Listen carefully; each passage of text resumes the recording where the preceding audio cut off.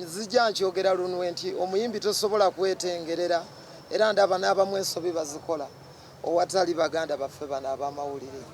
Apps zize nga ze tuyita zi TikTok, Facebook, naye mu mbeera yonna amawulire tugeetaaga kubanga n'ensi yonna kwekola ki kwetambulira. So siba tutte for granted baganda bange kubana bano boolaba nabo si bangu bayita ne batajja ne bagamba oyo wambwa oyo yatuvuma. Wano we tuli wonna wajjudde bondi nayimba n'oluyimba ababondi lwe baakolamu ssente empitirivu ezitamanyiddwa mu wendo baluyita genda ogule emmotoka. Naye abaami abawulira omulango ogwo bwe nayimba oluyimba olwo yali Success Motors, naye ebiseera ebyo yali atandiikiriza nga tannaba kugaziwa nnyo mu byanfuna naye Allah musaasidde n'asituka. Bwe nali omulwadde Kabaka ono yannyamba nnyo, yasituka mu COVID najja. Namwe ab'amawulire mbeebaza mwajja nno mwajja yadde embeera ku olwo yali nzibu naye baganda bange mwantuukako. Nkuze nammwe nga naakajja mu industry nabakolako effujjo lingi naye mu nsonyi bwe bwali butamanya. Omanyi bw'oba waakajja mu kuyimba bakwogerako sitole n'onyiiga, ndaba abayimbi abate ennaku zino ne bakwogerako ekintu n'onyiiga nti bakuba naye baba tebakuba. Tutunuulira abatukulembera buli lunaku abantu babajaaji nga babakwata ensobi. Singa baase wano Yankudi Beach Festival ndowooza ngezezaako okuyimbayimba naye nyiza okuba mu maaso g'abamu sisaanidde oba olyawo naye ebigambo mbigasegase okuva omwaka gwa 2016 bannange mundabemu omuwendo najja nenyimba mundu evuge ebigezo ebirevu genda ogule emmotoka nenyimba endala nnyingi ne kolabo z'ennyimbi ne bakojja bange bakamiliyoni nyimba nnyingi. Ndowooza mbadde ensaanidde oba olyawo abantu baŋŋaa lwaki okubye genda ogule emmotoka tewakola kosa ne mbagamba akayimba kamu naalabika nti akayimbira abantu ne bagamba kabuwere Katonda ali wamu n'abagumiikiriza. Ndowooza buweze tulina n'ensonga lwaki tugenda ate nze saagala nnyo kolera mu mbeera ya kunyagulula bantu. Bwe nali kola festival abantu be bakitandika ne baŋŋamba gwe pazo ku luno bw'otategeka festival weenenyanga wekka ffe tulina ssente zo twagala kuwagira obeeko bwoba wali ofudde lwe walwala ebbombo pazo twagala tukuweeyo omutwalo kati mutwalo ogwo mwe mwajjira ne ba Success Motors onaga nze nkwongeddemu tikiti nze pazo jangu otuule wange ne bannamawulire. Eno fezi esooka tukoze press conference esooka eno ebadde yakwanjula mmotoka yange yooli bebi omwana muwala ayirina nantale wuuli bagiyita bebi weebale kuwooma ndowooza mugirabye eri awo mujja kuba mugiraga abantu. Neebaza emikwano emingi gye nkoze mu kuyimba oba oliawo singa nasigala e Masaka sandi gifunye. Ebintu bino ne bw'oba oyimba naye nga teweeyisa bulungi mbantu abantu basobola okugaana nga tebakutegeera. Ennaku zino osanga abantu oli n'ayimiriza emmotoka yo wakati n'akuwa ssente ogenda mu supermarket oba ogula ebintu oli n'agamba gw'osasula naga kambisasule. Ogwo nno mukwano tugwebaliza abantu n'engeri gye bazze batuwagiramu bannayuganda bonna abawangaalira mu nsi ez'enjawulo abali ku ntera kuwandiika mu kitabo wano naye ndaba abantu batera kuwandiika ku bitabo jojo wabimpandikiddewo ebintu bulifukeesi ne laputopu nabyo birina okubeerawa jojo ebintu byange wabiwandiise obimpandikidde wano sibira bajojo yuweeti omukulu wa Bitex Promotions ono yeetisse nnyo emigugu gy'endongo ya Uganda bwavumu abamu bwe bamulangira bino bwe bamulangira biri naye kabambi alina obwagazi bw'omulimu guno ogwa music wa Uganda ayagala endongo ya Uganda. Abaguze ku tikiti bannayuganda ab'enjawulo we twogerera ordinary tikiti lunaana nzijjeewo abantu baziguze mwebale nnyo mwebalire ddala. Njagala okwebaza Ajamisi Kigundu mu muntu sizobaka hamu oyo amuyendo ozoba bannaye waliwo abantu betulina okukumbira mu ssaala buli lunaku. Ajamisi Kigundu yaye yangulirayo tebo zesijja kwogera muwendo nezeegatta ku zino kuziza twakatondawo teba 20 tumaze okuzikola ki okuzijjawo abantu bali bagamba sheri wala nali njagala ekintu nkitegeke bulungi ndowooza jojo mbeera kumpi omuntu akubiri ennaku ezebbiri abakulu abasitulije ne batugamba mukolo olunaku lumu olunaku olwokubiri lwe mwagala oluyunga ku mukolo gwennyini tugenda kuba n'abagenyi ate ekifo ky'entebe mukimanyi bulungi kyabakulembeze kiri mu State House ne batuwa olunaku lumu lwa nnaku z'omwezi nga 18 ogw'omunaana. Njagala nnyo okutambula n'abantu mu bwerufu baganda bange ab'amawulire leero nga bwe muzze mbasabira bwe tuba tutambulira ddala mpaka ku lunaku luli olw'Enkudi Beach Festival. Ebigenda okubeera mu Nkudi mubimanyi, kunyumirwa bunyumirwa. Eno si concert, njagala mugoberere ebyafaayo bya Liripazo, ekyo nakyo mukiwandiikangako. Eno si concert, festival. Okategedde akantu okwesiba bisensu n'olw'ensonga eyo mugende muŋŋambire abantu ennyambala dress code kikulu fashion police ereme bakwata okitegedde.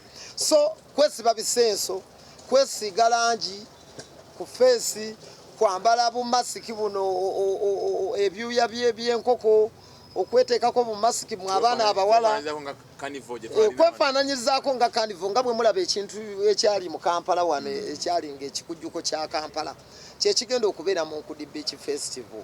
Tuteeseteese omukolo nga bwe mugulaba, okuyingira gugenda kubeera omutwalo gumu. Ewaffe buli ajja mugenyi mukulu mu kiti kye mwagwa, VIP ejja kubeera emitwalo 3, then table twagisalawo ne tugiteeka ku miliyoni 3. Mulimu abantu nga mulimu company nga zirina abantu baazo. Onaga ffe twandyagadde tujjenga company tubeereko awo, Basemba Kya Properties, ba Success Motors, ba Jojo Group of Companies, ne bagamba nti ffe tujja kujja n'abantu baffe katukole ki, katukule table. Ebya security baganda bange, kamera n'amasimu gammwe awo nja kufiirawo. Saagala kuwulirayo miranga, security ejja kuba ggulugulu. Abayimbi abo bondowooza be bankuzizza baganda bange. Abayimbi bonna bajja kumperekera kubanga akuddiza goddiza ebbanga lyonna naffe tubadde nga twebeererawo. Ebyaffe eby'abayimbi byakuyambagana. Disiko twasazeewo tusibe 3. Mujja kumbuuza nti lwaki disiko 3? Liripazo alina audience ez'enjawulo. Anyina ba corporate mu ab'ekkololo Enkudi mujagala okufa. Nammwe mulina side yammwe. Tulinayo ab'ekinyaanya. Suna Beniani Bazira Tone. Abo nabo gye bali. Masaka waffe tulina endongo bagiyite yakabadazo kolo lweyingira ekibuga. Mujja kumbuuza yakabadazo ebeetya. Ebeeseeyeeya buseeyeeya. Kigenda kubeerawo Kwero Beach atajje Teene Nyanga. Ekirala mpozi okutambula. Twebaza Success Motors etaddewo emmotoka mwabali ku luguudo lw'e Nakawa. Egambye nti Liripazo lunabe katuteekewo bbaasi evuga abantu bagende mu Nkudi Beach Festival. Twagala tukeere kubanga tetugenda kuba na limiti. Kunyumirwa overnight paka kuwulira bubi. Osobola okujja n'amazzi go n'ate amazzi ojja nago gaaki. Ennyanja weeri bw'oyagala ng'ogwako ku nnyanja wagenda kubeerayo tent Enkudi muweema musuwa ku musuwa. Abaana abawala temwerabirayo obuleesu mubuteeke mu bbaaga. Ekyo kyonze nga kojjaawa mwe nkibagambye. Mwe abaana abalenzi mwambale ennyambala egenda n'omukolo ogwo n'ebigulimu. Teguli nnyo strict, tegulimu nnyo kweronda. Kasita obeera nga wategedde nti ogenda mu Nkudi. Wazze mu Nkudi. What happens in Nkudi stays in Enkudi. N'olw'ensonga eyo tugenda kubeera ku musuwa paka kuwulira bubi. Akakakulu nnyo mu kanooti nga abayaayi. So abaana ab'obuwala kwolwo tusaba muli mitingo olugezigezi lwammwe. Omulenzi bw'abagambyeko mu Nkudi Beach Festival ya Uncle Liripazo. Mujje nga mutegedde omulamu ogw'abaleese. Nsaba kwolwo mukkakanye ku miwendo n'olugezigezi olw'okwepalawuda. Jukira n'emyaka egifumbirwa baagisaze. N'emyaka egifumbirwa baagisaze. Omulenzi bw'agambako ng'awulira ayagala muzinemu ku mazina g'Enkudi, munno tomulumya nnyo.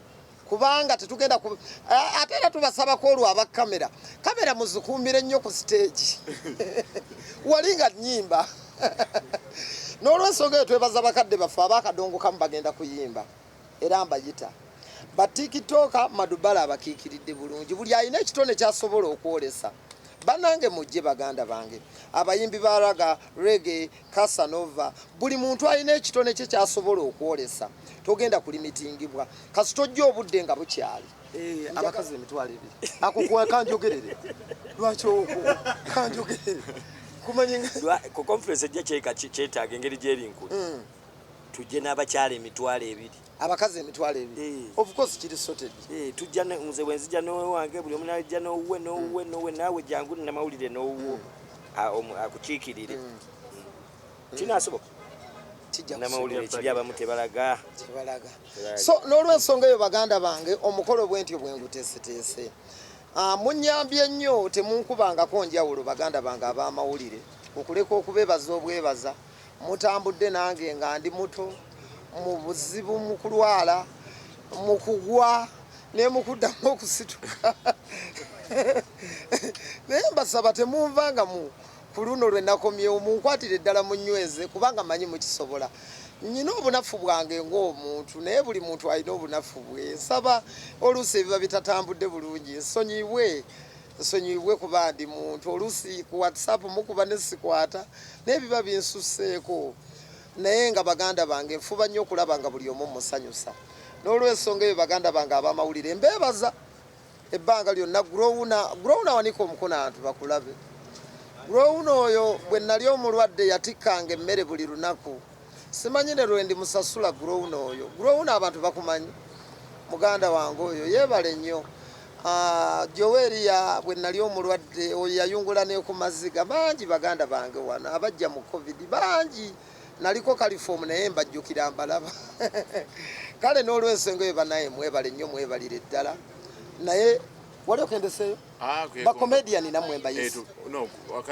Irene Ntale yagenda okuggulawo omukolo yakwita ku stage yagenda okuggulawo omukolo yayaniriza abagenyi ate era omukolo yaguggala ogala naye essebo kati emikolo bwe tuva mu Nkudi Beach Festival gyegiddako era kati kano kootulaba ketutegeka Nkudi Beach Festival twagala omukolo gubeeremu ebbugumu wamusindisa America kola ki yagenze kugula byambalo namuwulira agamba mbu wava agenda kulya sente zaffe Nkudi Beach Festival natiddemu ng'ali agamba atulinze kumala kuvaayowaŋŋamba noŋŋamba abakazi betwagala tubawe ssente era n'ogamba ekizigo okyongezezza nayongezaamuko naye mboyi natiddemu ng'ate yennyini gwe tugenda okuteekamu ssente yeeyogerera obubbi bwagenda okukozesa nga tukodde mu nkudi abakazi katubateekemu ssente alhamdulillahi rabbil alamina kasoli musiraamu abakazi katubateekemu ssente tubeereko Nkudi Beach Festival ebintu tubirye taata talina buzibu ebintu bye ate kakati nandigambye nti anti awooma nga saalya essebo obuwoomi mba nabuwulira ntya ate Nkudi mazina si bupiira tamino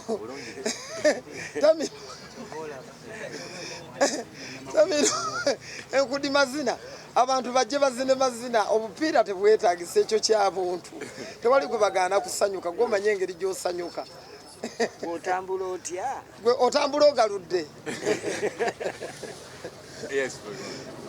yawandiika oluyimba liri puzzle nabe ya producing oluyimba bamuyita Montez eyo Montez muvubuka ali ku Salama Road yamani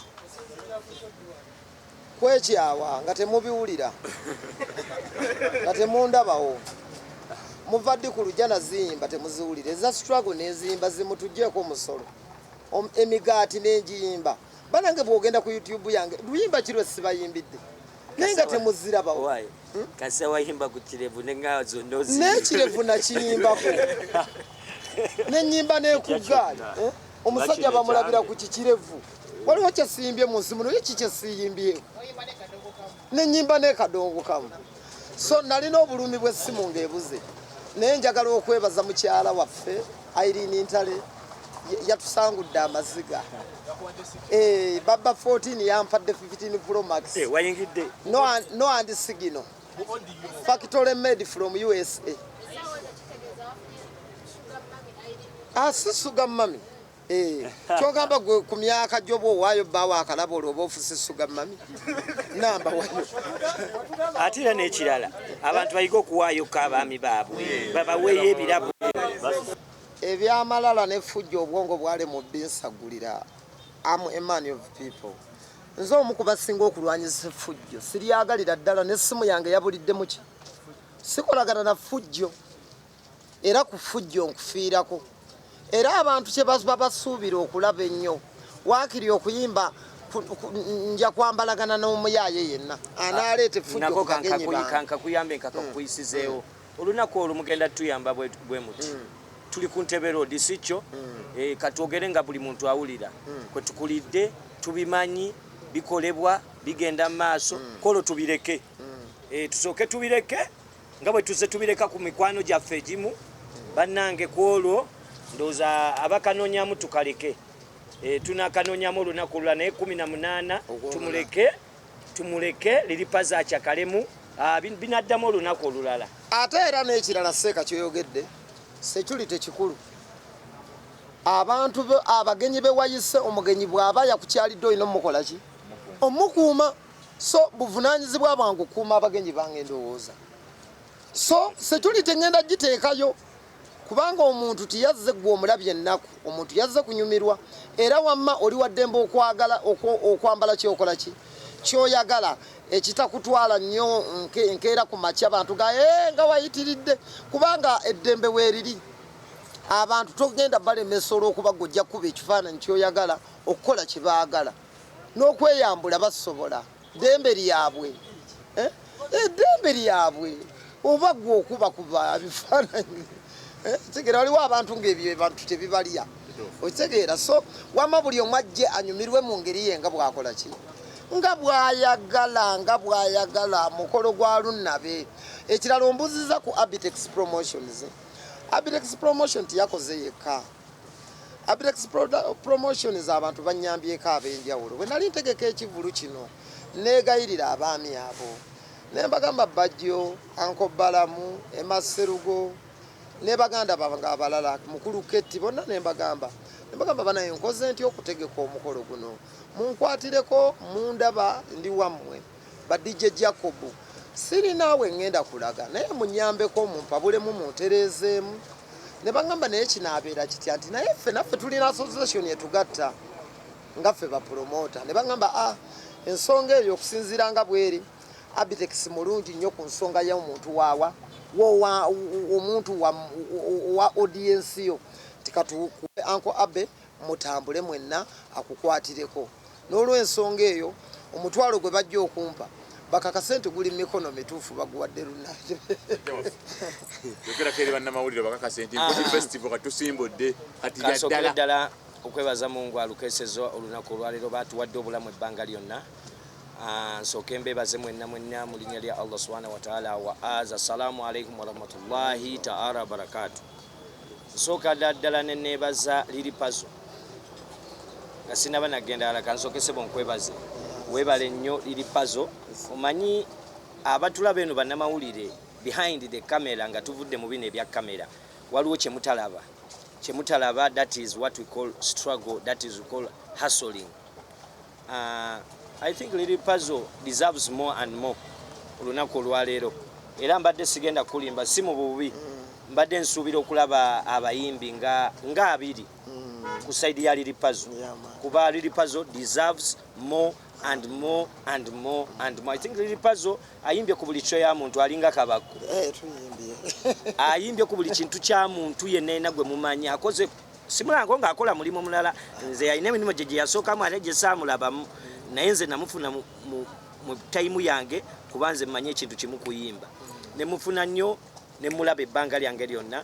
Liripazo ogwanidde okubanga okola kyoyagala mma obulamu abasinga obungi tucelebratingira abantu nga tebaliiwo naye bw'ofuna akakisa mukwano go Madubala n'omulabako ng'akyali mulamu bannange mucelebratingire era nze Joseph ku mbaga gye walabye yakyali wange eyo tebansasudde kyova olaba nabadde era nzinanga aliye wachali wange nengo enade ngenda zijjako oba nabadde wachali wange bannamawulire mwebale nnyo mubaddewo ebbanga lyonna ate temuvangawo awamma mubeereewo ng'omuntu akola ekirungi ate era mubeereewo ng'agenda waggulu yeeyongerayo ng'alinnya mwebale nnyo mwebale ddala naye ekirala nga sinabagenda wala tugenda mu nkudi nsooka nenkoola abantu mwenna abantu b'Entebbe Road kwe twawangaalira ab'Emakinde kirabika mmwe muli aweeya nnyo nnyo n'okutusinga nkoola abantu mwenna okuva e Masaka ab'e Butambala najali wange nabadde njogera naye nga tuli mu sawuna Kenzo n'aŋŋamba nti kate ekisinga munyumira okulaba ekintu ng'enkudi nga kyali gwamanyi ng'adominatinze wamma ffe tulina ebizibu bingi nnyo nga twetaagamu baliri pazo nga 2 weebale nnyo tulina nnyo ebizibu nga twetaaga ennyimba bwe zityo emirundi 5 tetwagala nnyo kulowooza abasinga obungi tufiirwa ebintu bingi owulira abantu b'eno ewaffe eno nga babasenda enansana erumulubigi n'owulira abawa twetaaga eyo vibe twetaaga ebyo okukkakanya emitima gya madubala mwalaali ffe twetaaga ekyo tetubitegeera abamu ku ffe okuddayo ewaka bakwetaaga olina ssente okufuna ssente weetaaga okoze kyamagezi muganda wange tugenda mu nkudi ng'ennaku z'omwezi 18 ate tugenda mu nkudi ate tugenda keseza mu nkudi njogera ngamba Uganda Police mutuyambe mutuwe obudde tukeese enkudi tugikube wagamba paka kuwulira twagana kukuba ka night shift overnight kukeesa paka kuwulira bubi nebazanya abagalaxy okubeera ng'ebbanga lyonna muteekawo nnyo amaanyi mutwirawo nnyo omubiri thank you very much nebaza nnyo mikwano gyaffe aba success abo mbayitako buli kaseera wano nga buli kaseera neŋŋamba nonno baakabi nebaza nnyo abasembatya properties mwebale nnyo okujjanga nga mulaba mukwano gwamwajja n'abalala mukolenga bwe mutyo n'abalala mwongeremu bwe mutyo aba media houses mwesola nabogerako sanyuka mwemuteekawo nnyo omubiri next media simane ku luno mwataddewo bode yammwe nebaza nnyo buli tv zonna Spark TV abo bafiirawo BBS kwe basula oba okitegedde nsooka nebazamu aba TikTok mwe mwebale nnyo aba TikTok mwe mwebale nnyo nkiddamu ba YouTuber mufiire okwo mubeereko ekyo temuvaako ono yeewamwe ku nkudi bwe tugenda okubeera nange sebo ku nkudi engeri gye ndi wa Ntebbe Road ngenda kugulayo tikiti zange za mitwalo 5 polo ku nkudi mulo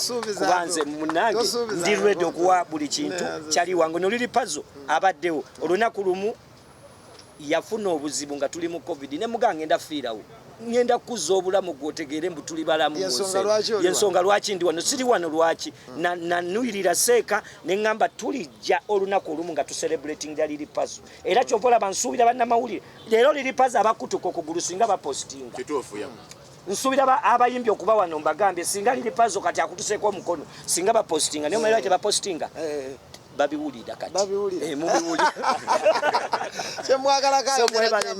mwebale nnyo mwebalire ddala nebaza abannamawulire abantu mwenna basobodde okukeera ne mujja wano ffe tulekawo sebo famire zaffe zino essaawa ze tusinga okunyumirwa ewaka ate n'abalala abamu wano balina abaana waliwo omukwano gwange alina omwana essaawa zina gwe ntontunulira sigamba nawe omulina naye ŋŋamba jjoweri essaawa eno bannamawulire abantu bonna balina ebyokukola balesewo ofiisi zaabwe mwebale nnyo mwebalire ddala tetujjanga okweno bagita phase 1 katugenda ate mu phase 2 gye bayita asigala takola ki talama mwebale nnyo mwebalire ddala nze wendi paka ku lunaku olusembayo masha Allah taala ate wendi paka ku lunaku olusooka n'oluliddako thank you tuyanza nnyo kabako yaffe era eri awo ntimbe bulungi liri pazo yagenda otugamba batugimuwa agitwale kati oba agiteeka mu kontena bagitwale America omugole gyali oba tugamba nti banaye ku lunaku bweru twakomerawo bwati twagala tutwale emmotoka eyo oba yemujja Entebbe ku kisaawe kiri gyali saawa yaliri pazo ajje ayogerekere bannamawulire atukakase enkudi festival era lwaki eri ku Ero Beach lwaki ayagadde wali mazzi mbeera ki ekyo jakiddamu wanje ogera kiddamu ekyo kyogambo lwaki enkudi erina kuba ku mazzi ngenda kimuddira mu pazo we respect you all oba oli ki Obolichi will respect you because you take time, you come here to support our brother. Not only you don't have job, you have work, but you come here to support. Love each other and preach one love. Okay? Ansokera ddala okwebaza mwenna abali wano baana bawala abazze nga tuggulawo gundi esooka fensi bagita feze esooka ey'enkudi festival. Bambi musajja waffe yasomoka Lwera ate nange nasomoka Lwera mbadde soogenda n'entembe ey'engatto ne ŋŋambye owaayi munnamasaka munnange kanjeekole ki mbeerewo tulayirire wamu tusimbulire wamu tugudi enkudi tugikubire wamu okitegeera. So preach one love, love each other, don't hate please. In this country buli omu yeetaaga ki? Buli omu yeetaaga munne. No matter what you are, weetaaga buli omu.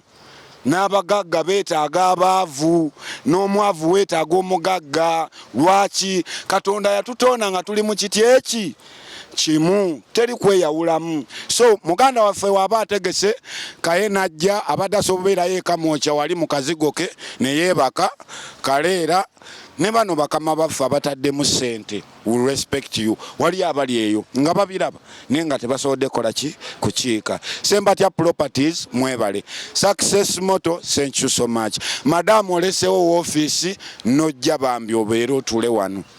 We respect you. So, assalamu alaikum wa rahmatullahi wa barakatuh.